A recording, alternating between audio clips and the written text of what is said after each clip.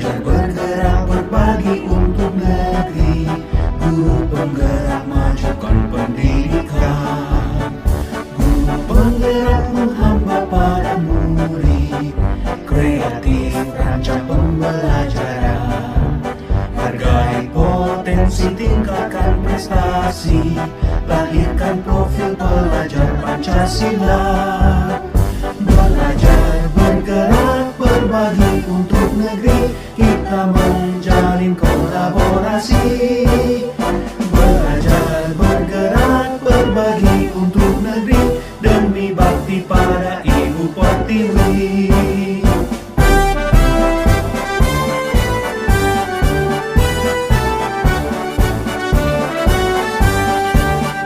Bulatkan tekad, kuatkan hati, negeri ini memanggilmu kawan. Belajar bergerak berbagi untuk negeri, guru penggerak majukan pendidikan. Guru penggerak menghamba pada murid, kreatif rancang pembelajaran. Hargai potensi, tingkatkan prestasi, lahirkan profil pelajar Pancasila. Belajar bergerak berbagi untuk negeri, kita menjalin kolaborasi. Belajar bergerak berbagi untuk negeri, demi bakti pada Ibu Pertiwi. Belajar bergerak berbagi untuk negeri, kita menjalin kolaborasi. Belajar bergerak berbagi untuk negeri, demi bakti pada Ibu Pertiwi. Demi bakti pada Ibu Pertiwi.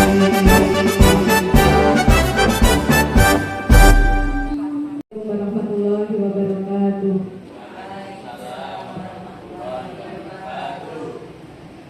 Innal hamdalillah nahmaduhu wa nasta'inuhu wa nastaghfiruh wa na'udzu billahi min syururi anfusina wa min sayyiati a'malina may yahdihillahu fala mudilla lahu wa may yudlil fala hadiya lahu.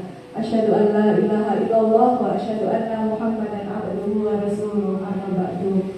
Yang kami hormati Ibu Muji Rahayu, Ibu Kepala Sekolah SDN 2 Semangka, yang kami hormati Ibu Siti Aminah, dan yang kami hormati Bapak dan Ibu Guru SDN 2 Semangka. Marilah kita panjatkan puji syukur atas kehadiran Allah Subhanahu wa Ta'ala yang telah melimpahkan rahmat dan hidayah kepada kita, sehingga kita dapat berkumpul pada hari ini dalam acara diseminasi aksi nyata budaya positif yang akan disampaikan oleh Ibu Siti Aminah SPD.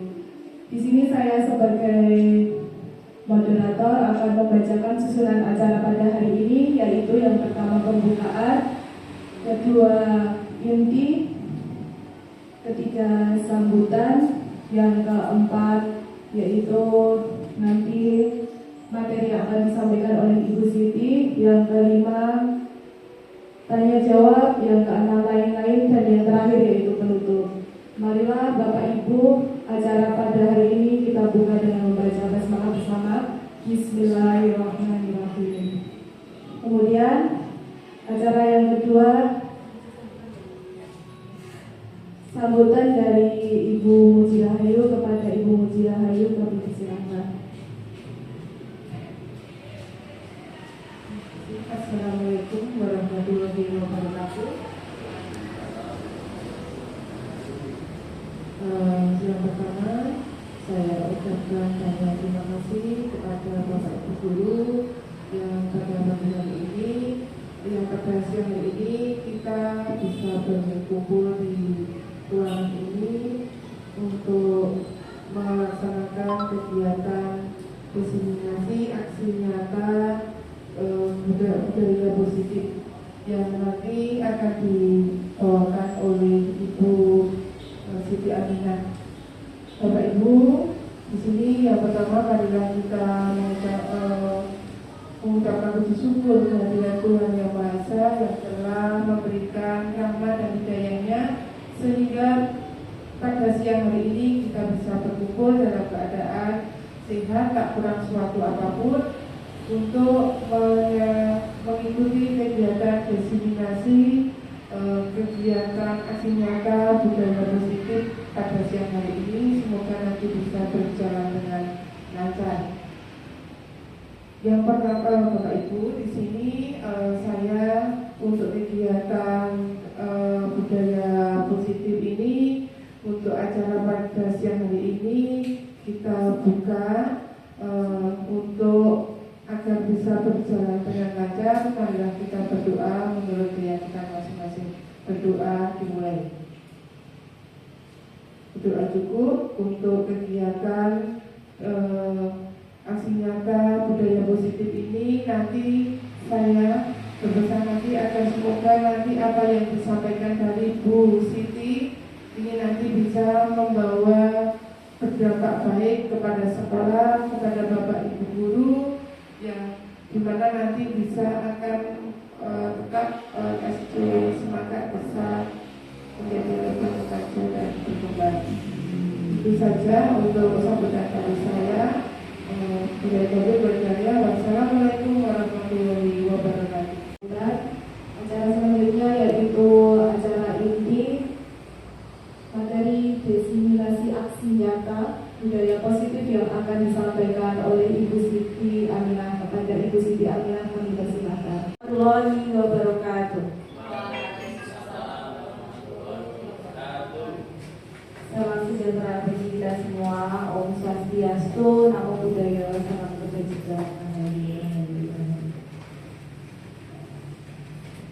Bapak Ibu yang saya hormati, pertama-tama saya ucapkan terima kasih kepada Bapak Ibu yang telah berkenan untuk hadir dalam acara diseminasi aksi nyata yang telah saya lakukan dengan tema budaya positif.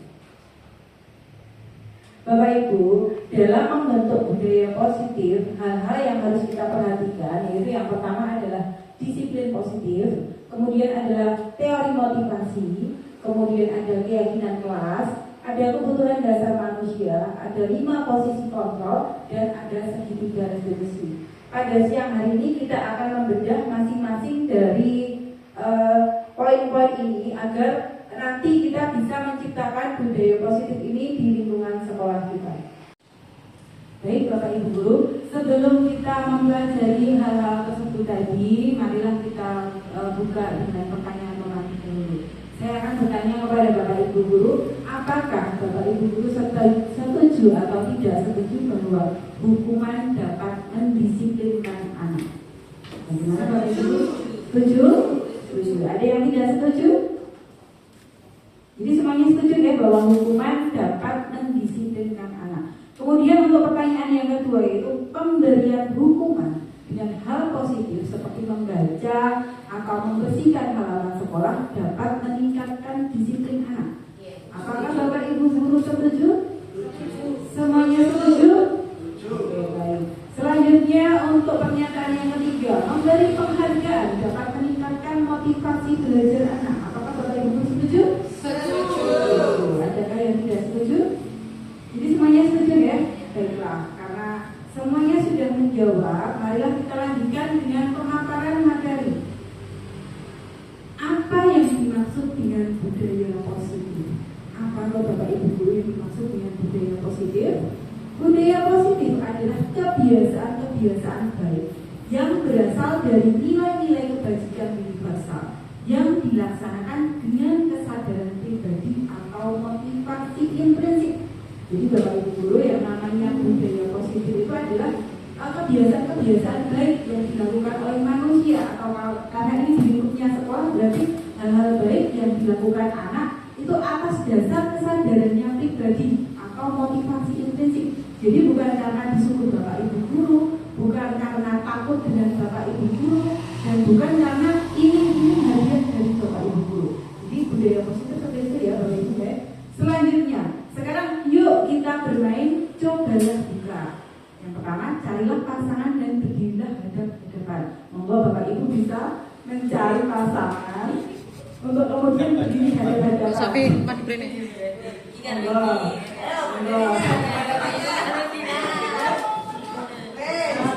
Saya bisa minta tolong salah satu untuk jadi timernya.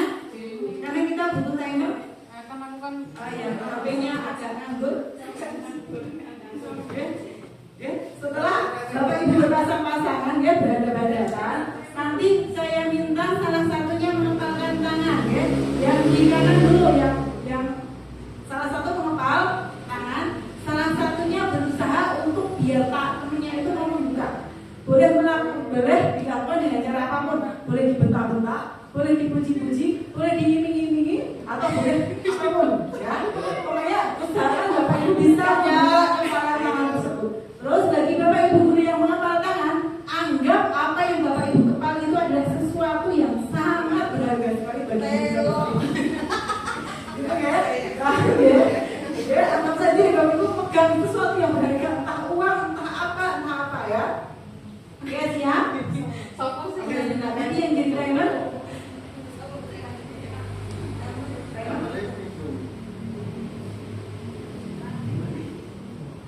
Pak bisa sebagai 30.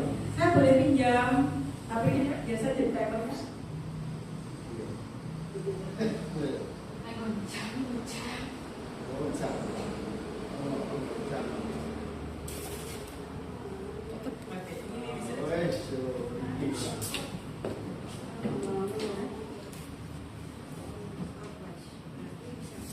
Oke, baik Bapak Ibu sudah siap.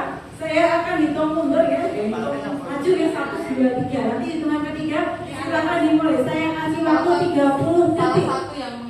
Ya, salah satu menggenggam, salah satu mencoba untuk membuka genggaman itu. Oke. 1, 2, 3. Ya, silakan.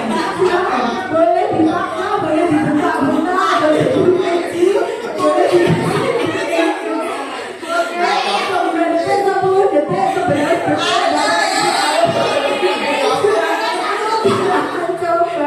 ayo boleh dibentak-bentak, boleh dipuji-puji, boleh tapi dijajahin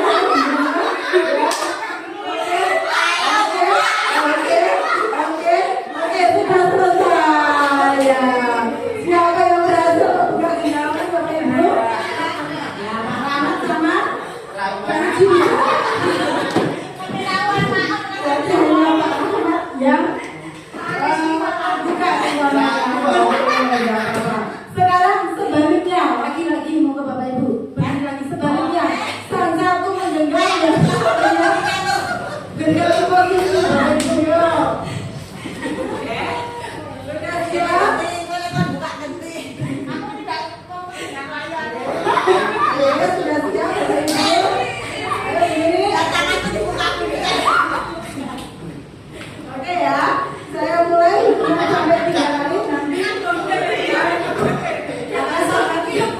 dengan kekuatan ekstra. Oke, 1, 2, 3 ya, silakan Anda coba berdiri. Mulai menggambar tangan Bapak Ibu ya.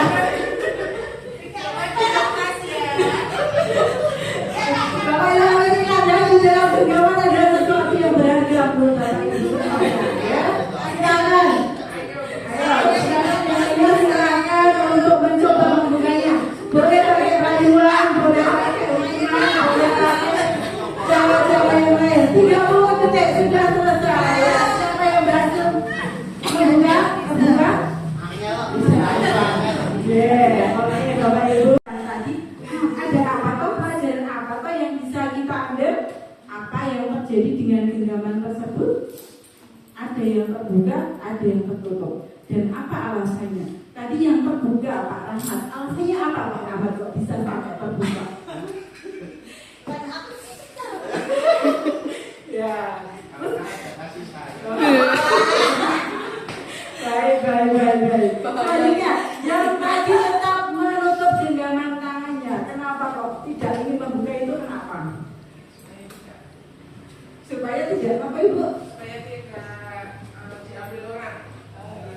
Supaya tidak diambil orang.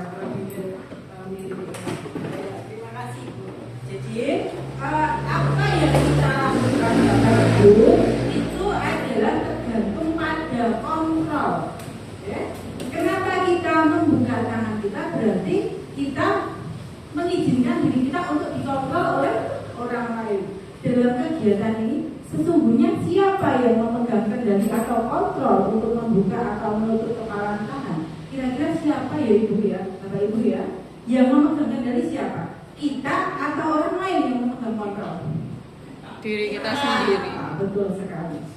Jadi kita itu memegang kontrol atas apa yang kita lakukan, apa yang kita pikirkan, dan apa yang kita rasakan. Ini sesuai dengan teori kontrol yang disebutkan oleh Dr. William Glasser. Dr. William Glasser itu mempunyai teori kontrol yang pertama adalah ilusi guru mengontrol murid. Jadi Bapak Ibu, yang namanya murid itu sama seperti kita. Dia juga punya kontrol terhadap dirinya sendiri, sehingga dia juga tidak ingin dikontrol seperti kita tidak ingin dikontrol juga. Terus yang kemudian ada ilusi bahwa semua penguatan positif, efektif dan bermanfaat. Jadi yang selama ini kita pikirkan kalau kita itu memberikan penguatan positif itu akan berdampak pada peningkatan disiplin anak, itu sebenarnya tidak tepat ya Bapak Ibu. Itu akan membuat anak itu bergantung kepada penguatan tersebut sehingga anak tidak bisa mandiri untuk mengontrol dirinya sendiri. Kemudian yang ketiga adalah ilusi bahwa kritik dan membuat orang merasa bersalah dapat menguatkan karakter. Jadi yang selama ini mungkin kita lakukan, kita sering membuat anak merasa bersalah agar anak jerah, itu ternyata juga tidak tepat Bapak Ibu. Karena itu bisa membawakan anak ke identitas gagal. Jadi anak itu akan melakukan dialog dengan dirinya sendiri. Oh, aku ternyata gagal ya. Buktinya Bapak Ibu saja membuatku merasa bersalah. Nah, seperti itu. Kemudian untuk yang terakhir itu adalah ilusi bahwa orang dewasa memiliki hak untuk memaksa. Jadi sama seperti kita Bapak Ibu, yang namanya anak itu tidak ingin dipaksa, anak tidak ingin dikontrol. Jadi anak itu akan melakukan sesuatu berdasarkan apa yang dia inginkan, bukan apa yang orang lain inginkan terhadap dia. Maka dari itu tugas kita adalah menumbuhkan kesadaran positif pada anak sehingga dia mau melakukan sesuatu yang positif itu atas dasar dirinya sendiri, bukan karena dipaksa guru, bukan karena mau diberi hadiah guru dan lain sebagainya. Kemudian disiplin seringkali diartikan sesuatu yang dilakukan seseorang pada orang lain untuk mendapatkan kepatuhan. Kita cenderung menghubungkan kata disiplin dengan ketidaknyamanan. Ini adalah yang sering terjadi di lingkungan kita, bahwa disiplin seolah-olah disiplin itu adalah sesuatu yang menyakitkan, sesuatu yang membuat kita tidak nyaman. Padahal yang namanya disiplin, apalagi disiplin positif, itu adalah cara seseorang untuk mengontrol diri dan menguasai diri, untuk memilih tindakan yang mengacu nilai-nilai yang dihargai. Seperti itu Bapak Ibu. Kemudian selanjutnya itu ada teori motivasi perilaku manusia. Jadi motivasi ini disampaikan oleh Diane Gosset ya. Motivasi perilaku manusia itu ada 3. Yang pertama untuk menghindari ketidaknyamanan atau hukuman. Yang kedua untuk mendapatkan imbalan atau penghargaan dari orang lain. Yang ketiga untuk menjadi orang yang menghargai diri sendiri dengan nilai-nilai yang mereka percaya. Kira-kira dari teori dari 3 motivasi ini mana yang paling baik Bapak Ibu? Yang pertama, yang kedua, atau yang ketiga? Kalau menurutnya Bu Puji ketiga ya. Iya. Jadi kita sebagai guru kita seharusnya selalu berupaya bagaimana supaya anak itu mau melakukan sesuatu atas dasar karena mereka menghargai dirinya sendiri, atas nilai-nilai yang mereka yakini, bukan karena menghindari hukuman atau karena ingin mendapatkan imbalan atau penghargaan dari orang lain. Karena kalau mereka melakukan sesuatu karena aku nanti takut dihukum sama bu guru, itu adalah motivasi paling rendah yang orang-orang lakukan. Kemudian yang tingkatan paling tinggi yaitu ingin dapat hadiah, ingin dapat pujian dari orang lain. Baru kemudian motivasi yang paling tinggi itu adalah motivasi karena mereka menghargai nilai-nilai yang mereka percaya. Nah, Bapak Ibu, di sini ada tabel dengan 3 kolom. Yang pertama adalah hukuman, yang kedua ada konsekuensi, dan yang ketiga ada restitusi. Hukuman yang sering kita berikan kepada anak-anak itu akan membawa anak pada identitas gagal. Jadi anak-anak yang dihukum dia akan merasa dirinya gagal. Sedangkan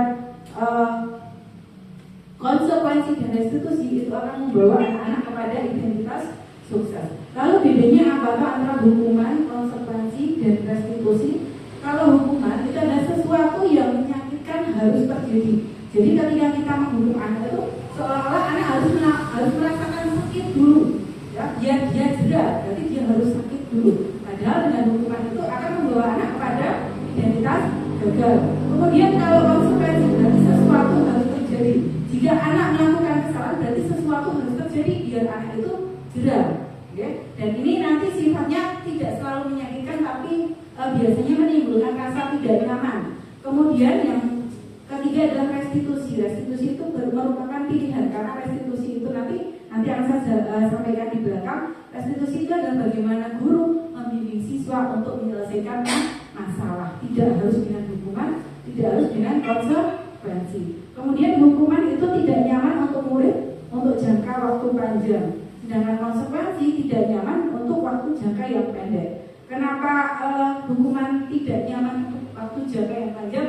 Mungkin sampai sekarang Bapak Ibu pernah atau masih mengingat, dulu saya waktu SD itu dukung Bapak guru saya lari keliling lapangan. Itu kan akan membawa anak pada memori jangka panjang yang lama. Anak-anak akan terus teringat dengan hal-hal yang tidak baik yang dia rasakan ketika dulu. Sedangkan konsekuensi itu ketidaknyamanan itu hanya terjadi dengan jangka waktu yang pendek. Dia merasa tidak nyaman karena dia harus melakukan sesuatu karena dia bersalah. Tetapi restitusi itu menguatkan murid atau anak dalam jangka waktu yang panjang. Karena restitusi nanti anak yang akan mencari solusinya sendiri. Kemudian untuk hukuman itu ada korban mendapatkan keadilan. Ya. Dengan hukuman itu seolah-olah korban harus mendapatkan keadilan. Dengan cara apa? Dengan cara tersangkanya harus dibuat sakit, gitu ya. Sedangkan identitas sukses korban bisa diabaikan. Kita nggak usah pikirkan korban dulu, yang penting tersangkanya ini bisa berubah dari identitas gagal menjadi identitas sukses. Sedangkan di restitusi korban akan mendapatkan ganti. Kemudian kalau hukuman anak akan tersakiti, itu pasti Bapak Ibu ya. Baik itu hukuman fisik maupun non fisik anak pasti akan tersakiti. Kemudian untuk konsekuensi murid atau anak dibuat tidak nyaman ya, karena dia harus bertanggung jawab terhadap kesalahannya. Kemudian kalau restitusi anak akan mendapatkan penguatan. Jadi meskipun anak melakukan salah, anak tetap harus dikuatkan biar dia tidak bergeser dari identitas sukses menjadi identitas gagal. Kalau hukuman itu perilakunya nanti akan pasif agresif meningkat. Sedangkan konsekuensi penguatan hanya bertahan dalam jangka waktu yang pendek. Sedangkan restitusi nanti masalahnya akan terpecahkan. Untuk hukuman, sistem tidak akan berjalan bila murid tidak takut. Nah, ini yang sering terjadi. Kalau kita sering menghukum siswa, terus siswa kok nggak takut sama kita, seolah hukuman itu tidak akan berfungsi. Anak tetap aja nggak akan disiplin karena kalau anak tidak takut sama gurunya. Tetapi dengan konsekuensi itu memerlukan monitoring dan supervisi terus-menerus dari guru. Jadi anak itu tidak akan mandiri untuk bertindak sesuai dengan nilai-nilai yang mereka yakini, namun harus diawasi guru. Jadi kalau guru tidak mengawasi ya sudah, anaknya lost gitu aja. Terus kemudian yang restitusi, murid belajar bertanggung jawab untuk perilakunya. Selanjutnya untuk hukuman itu berlaku hanya pada sebuah institusi, tidak berlanjut pada kehidupan nyata. Biasanya kalau hukuman ya anutnya ya waktu dihukum itu saja, selesai dihukum ya sudah kembali lagi seperti awal. Kemudian untuk konsekuensi membantu penerapan mengikuti peraturan dalam masyarakat. Sedangkan restitusi fokus pada pemecahan masalah dalam jangka waktu yang panjang. Kalau hukuman peraturannya adalah seperti ini, kamu harus seperti ini. Jadi seolah-olah kita yang mengatur, kamu salah, jadi kamu harus melakukan ini. Sedangkan untuk konsekuensi kita bertanya dulu, kita melakukan konfirmasi dulu peraturannya apa, kamu mampu melakukannya atau tidak, seperti itu. Sedangkan di restitusi, apa yang kamu yakini, apa yang bisa kamu lakukan untuk memperbaiki masalah ini. Jadi guru yang membimbing murid untuk mencari solusi dari permasalahannya. Kemudian jika hukuman itu akan membuat anak atau murid membenci peraturan, namun konsekuensi itu akan membuat murid menghormati peraturan. Namun jika kita menggunakan restitusi, itu akan membuat anak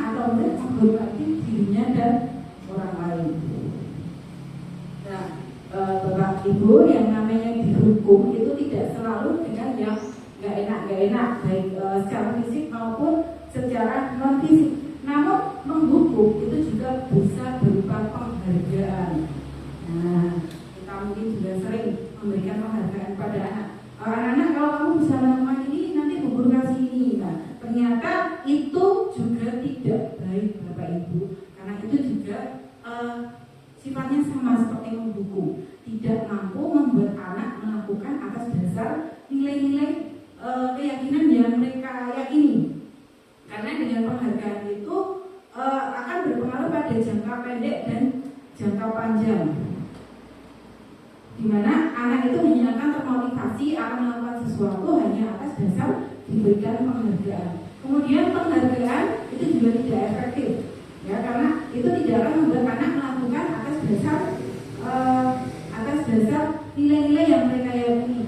Kemudian penghargaan merusak hubungan. Ini kaitannya jika kita memberikan penghargaan kepada anak, itu nanti anak yang lain yang tidak mendapatkan penghargaan pasti akan ada rasa tidak nyaman di dalam hatinya. Kok yang dapat hadiah cuma itu saja toh? Itu bisa membuat perasaan yang tidak nyaman kepada anak yang tidak mendapat penghargaan. Selain itu juga anak yang mendapatkan penghargaan nanti menjadi kurang motivasi, atau jika dia biasa dapat penghargaan terus tiba-tiba dia tidak mendapatkan penghargaan, dia pasti merasa dihukum di dalam hatinya. Kemudian penghargaan mengurangi kekerasan. Nah, ini berdasarkan penelitian Bapak Ibu. Jadi ada 2 anak yang diberi soal, jadi yang satu dijanjikan penghargaan, yang satu tidak dijanjikan apapun. Ternyata anak yang dijanjikan penghargaan ini dia tidak bisa menyelesaikan tugasnya dengan baik, berbeda dengan anak yang tidak diberi apapun. Kemudian penghargaan menurunkan kualitas itu juga sama.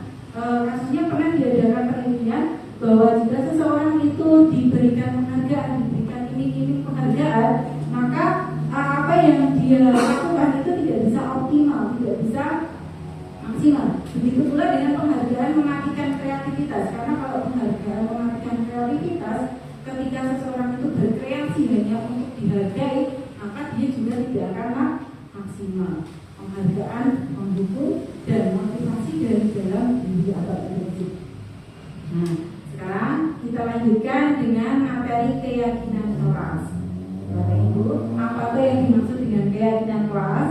Keyakinan kelas adalah nilai-nilai kebajikan yang sudah disepakati bersama anggota kelas sehingga lebih memotivasi siswa dalam pelaksanaannya. Jadi ini adalah pengubahan dari peraturan sekolah kemudian menjadi peraturan kelas, biar peraturan ini tidak sulit untuk dijalankan dan anak-anak bisa menjalani peraturan ini dengan baik, dengan kesadaran sendiri. Maka peraturan ini harus diubah menjadi keyakinan kelas. Nah, setelah ini akan saya sampaikan contoh keyakinan kelas yang sudah saya terapkan di kelas 4.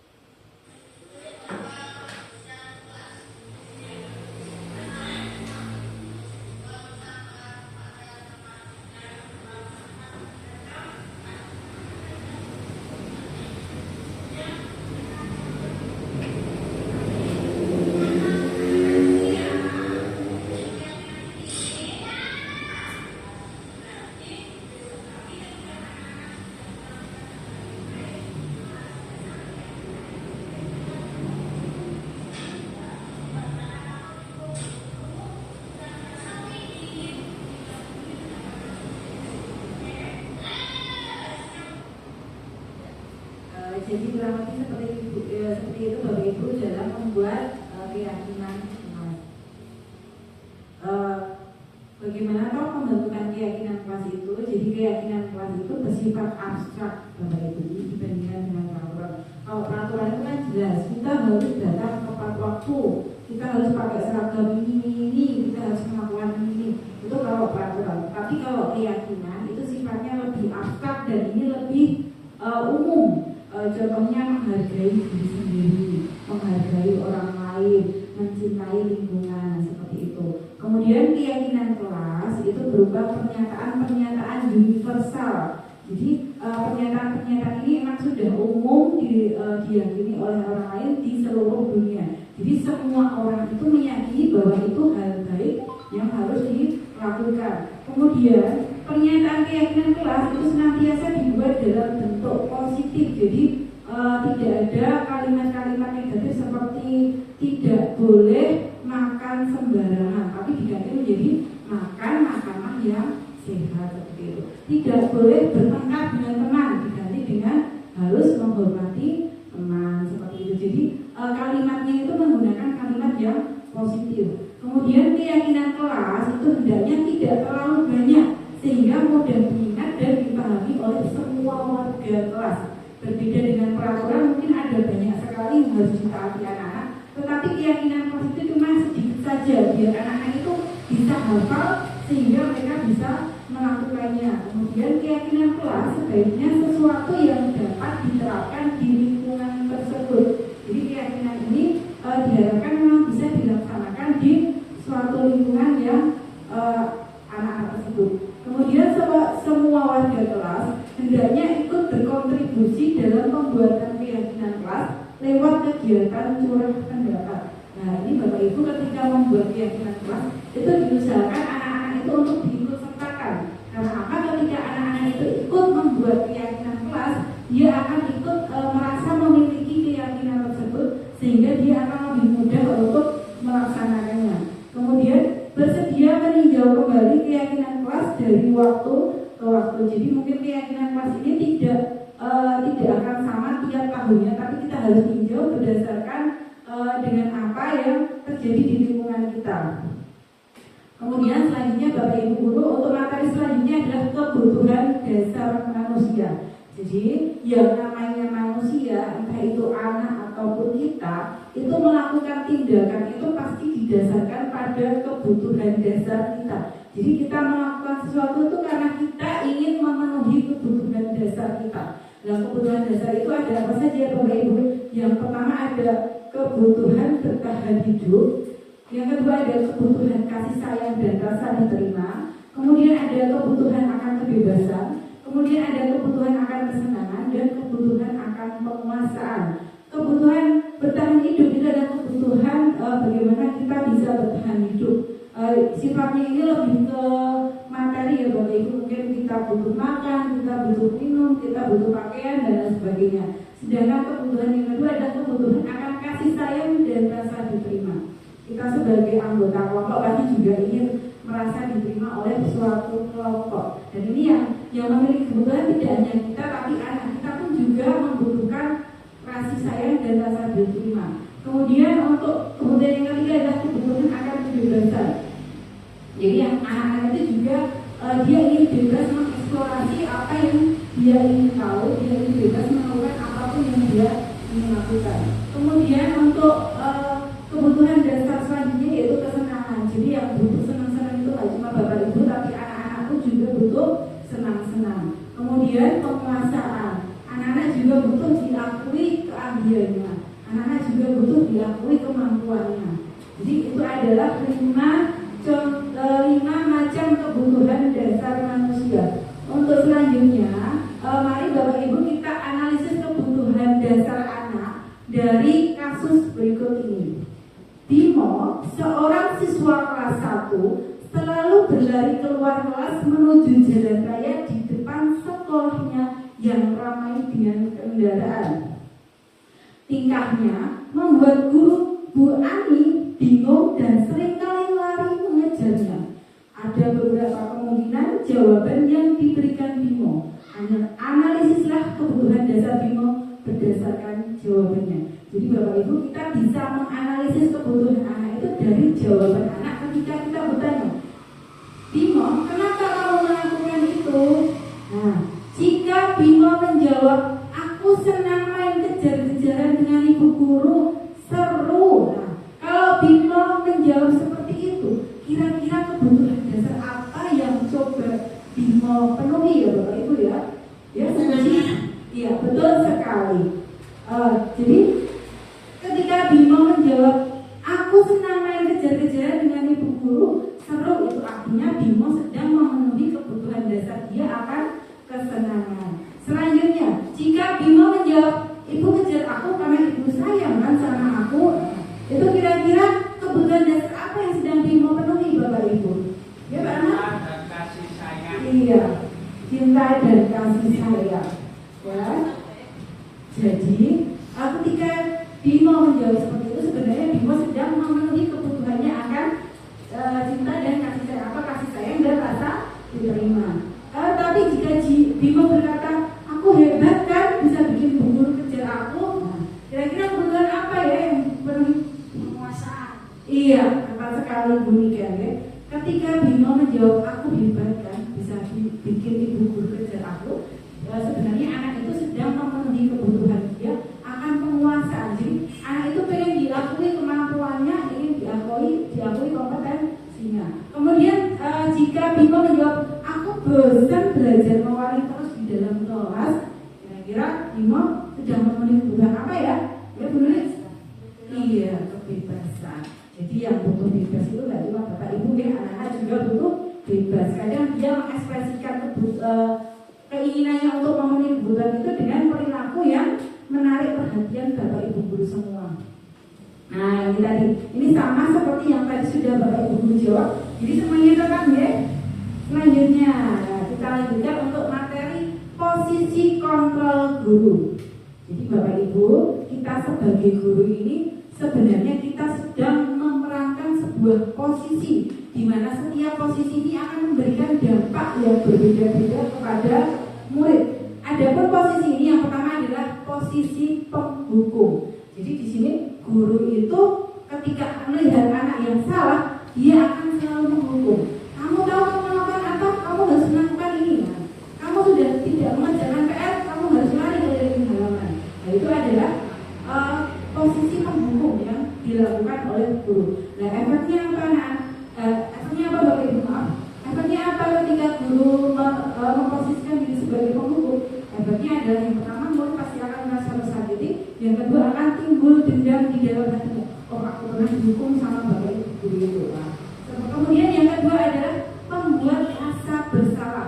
Biasanya ini dilakukan guru jika melihat anak salah itu dia gurau berkata seperti ini. Kenapa kamu melakukan itu? Bu guru kecewa sama kamu. Kata bu guru kecewa sama kamu itu akan membuat anak merasa bersalah. Dia akan merasa, wah aku sudah mengecewakan bapak ibu guru. Nah, perasaan seperti itu kan perasaan yang negatif, perasaan yang membawa anak pada identitas yang gagal. Dan pembuat rasa bersalah ini efeknya justru jauh lebih parah dibandingkan guru sebagai penghukum. Karena ketika guru menghukum, anak langsung keluar emosi negatifnya dan dia bisa langsung lampiaskan.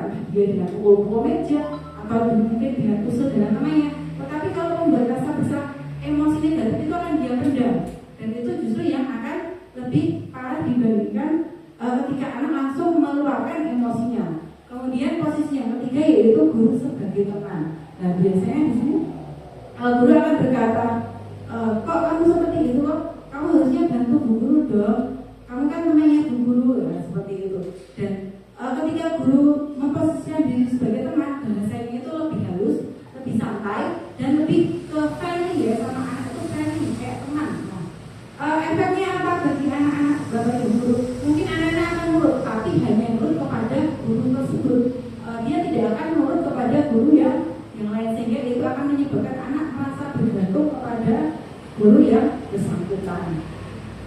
Yang kemudian yaitu guru memposisikan diri sebagai pemantau. Pemantau di sini guru yang selalu mengingatkan akan konsekuensi dari apa yang sudah dilakukan murid. Biasanya ketika menghadapi murid yang bersalah, guru pemantau itu akan berkata, kamu tahu kesalahanmu apa? Kamu tahu konsekuensinya apa? Jadi guru sebagai pemantau dia akan mengingatkan murid kepada konsekuensi dari apa yang dia lakukan. Nah, berbeda dengan posisi kontrol sebagai manajer. Manajer di sini guru tidak akan menunjukkan apa kesalahanmu, guru tidak akan langsung memberikan konsekuensi, guru tidak akan langsung menghukum, tapi guru akan membimbing murid untuk menemukan sendiri kesalahannya apa dan untuk menemukan sendiri solusi apa yang harus dia lakukan untuk menyelesaikan masalah. Nah selanjutnya di sini ada kasus lagi Bapak Ibu, yaitu kasusnya Adi yang terlambat hadir di sekolah. Nah ini ada beberapa hal yang disampaikan guru ketika melihat Adi yang terlambat hadir di sekolah. Jika seorang guru berkata, terlambat lagi pas pasti terlambat lagi, selalu datang terlambat. Kapan bisa datang tepat waktu? Kira-kira ketika guru mengatakan itu kepada Adi yang terlambat tadi di sekolah, guru sedang posisikan sebagai apa Bapak Ibu? Ya, misalnya? Iya, sebagai penghukum. Kemudian, jika guru berkata, kamu terlambat 15 menit, apakah kamu sudah mengerti konsekuensi yang harus dilakukan jika terlambat? Ini kira-kira posisi guru sebagai apa ya Bapak Ibu? Yang benar? Iya, sebagai pemantau. Kemudian selanjutnya, Adi, ayolah, bagaimana sih kamu kemarin kamu sudah janji ke Bapak bukan? Kenapa terlambat lagi? Ya sudah, tidak apa-apa. Duduk dulu sana, nanti Pak Guru bantu kamu ini. Nah, kira-kira kalau guru memberikan respon seperti itu, guru sedang memposisikan diri sebagai apa? Ya benar? Membuat rasa bersalah. Membuat rasa bersalah. Coba nanti kita lihat ya hasilnya ya. Terus selanjutnya, jika seorang guru berkata, Adik, kamu ini bagaimana ya? Kamu sudah berjanji dengan ibu tidak akan terlambat lagi. Kamu kenapa ya senang sekali mengecewakan ibu? Ibu benar-benar kecewa sekali. Kira-kira ini posisi guru sebagai apa ya? Sebagai teman. Sebagai teman. Coba nih nanti kita lihat yang selanjutnya. Ya, terus selanjutnya ya, jika guru menyampaikan, ya kamu terlambat. Kira-kira bagaimana kamu akan perbaiki masalah ini? Nah, kira-kira ini posisi guru sebagai apa Bapak Ibu? Sebagai Manajer. iya betul sekali sebagai manajer. Coba kita proses lagi Bapak Ibu.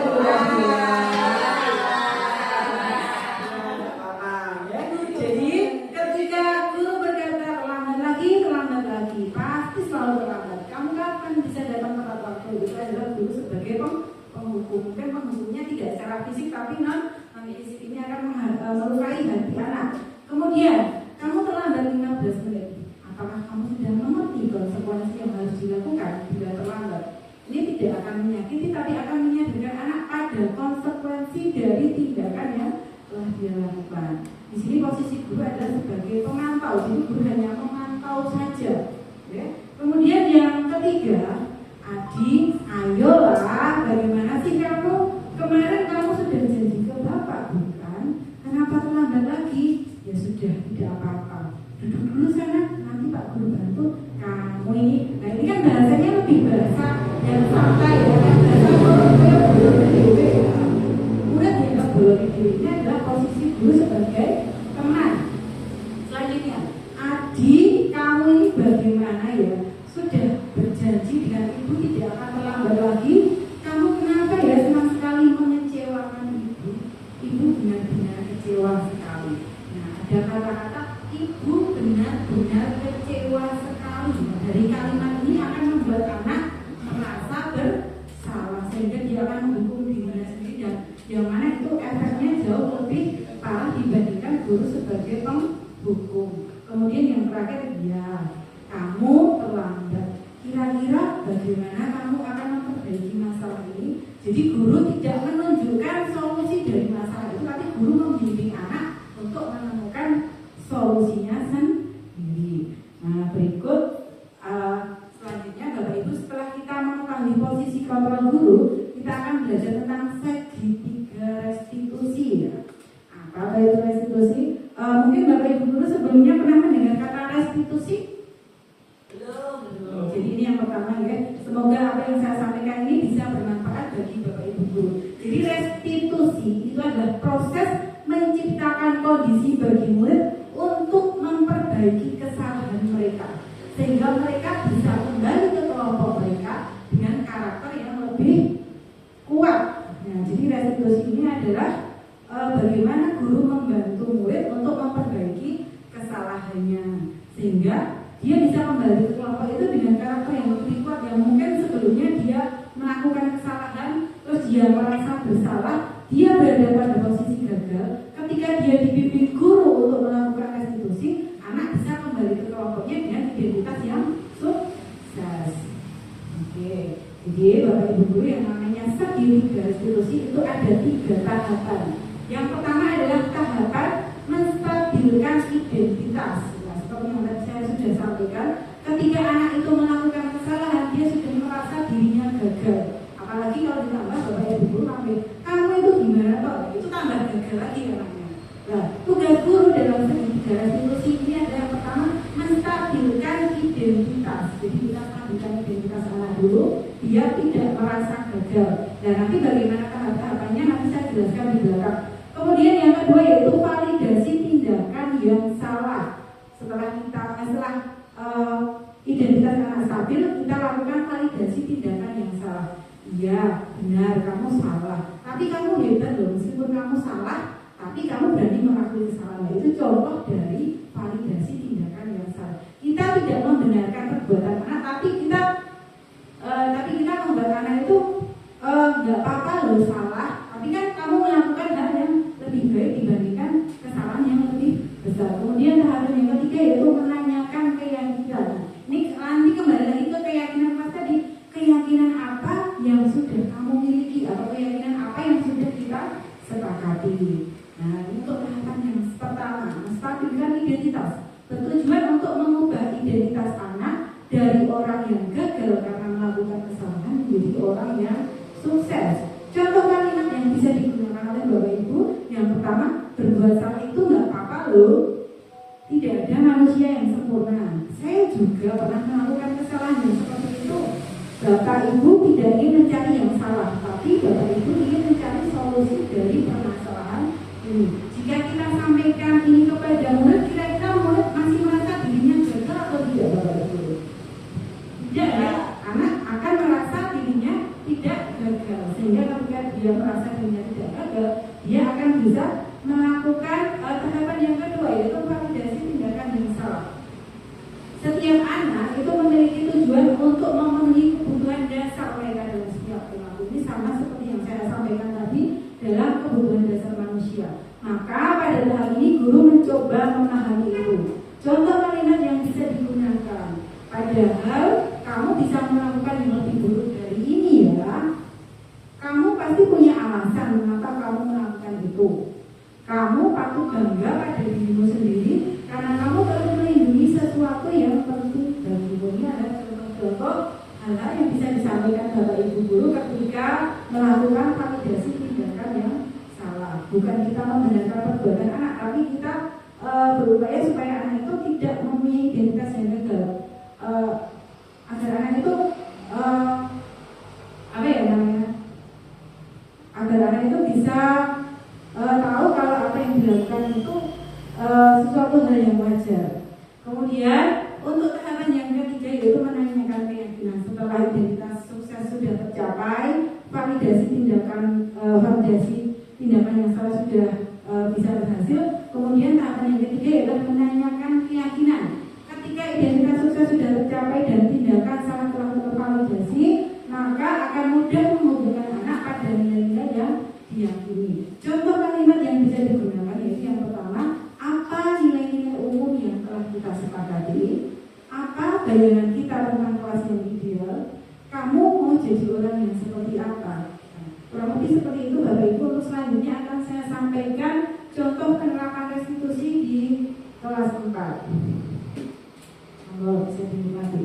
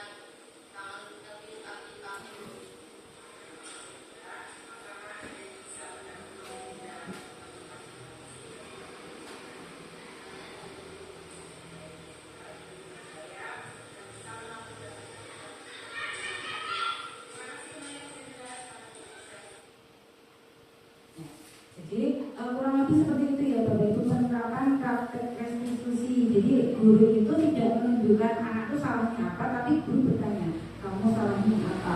Kamu tahu nggak kenapa kamu dipanggil guru? Dia berpikir sendiri, oh aku tadi ngomong kesalahan apa ya.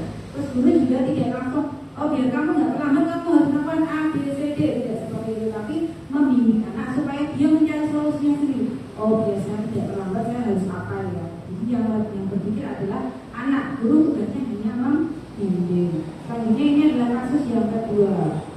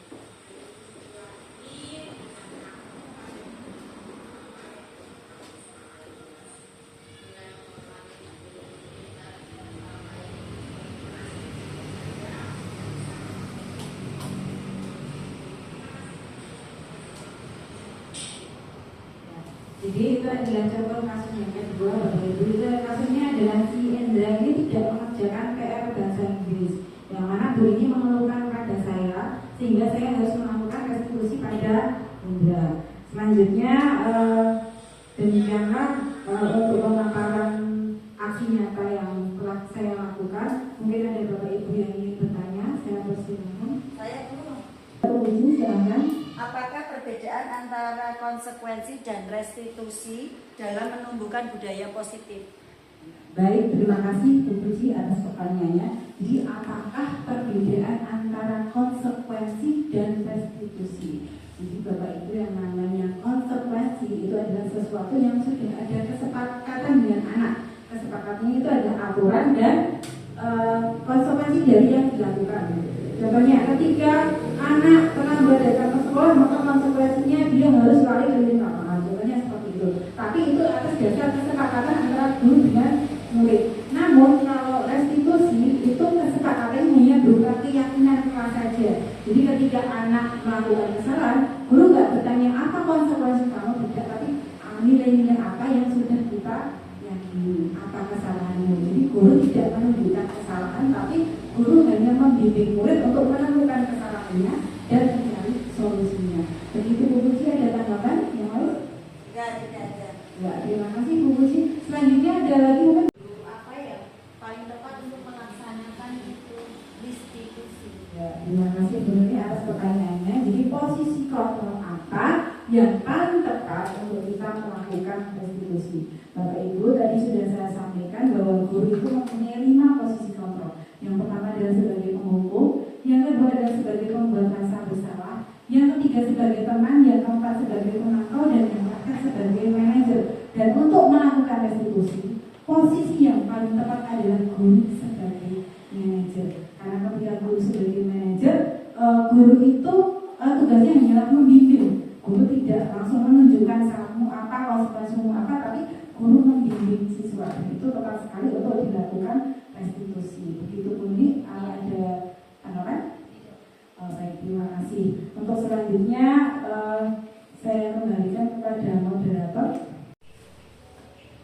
Terima kasih kepada Ibu Siti Aminah yang telah menyampaikan materi yang luar biasa. Semoga materi yang disampaikan oleh Ibu Siti Aminah dapat bermanfaat untuk kita semua dan bisa memajukan SDM kita semangat menjadi SD yang lebih baik.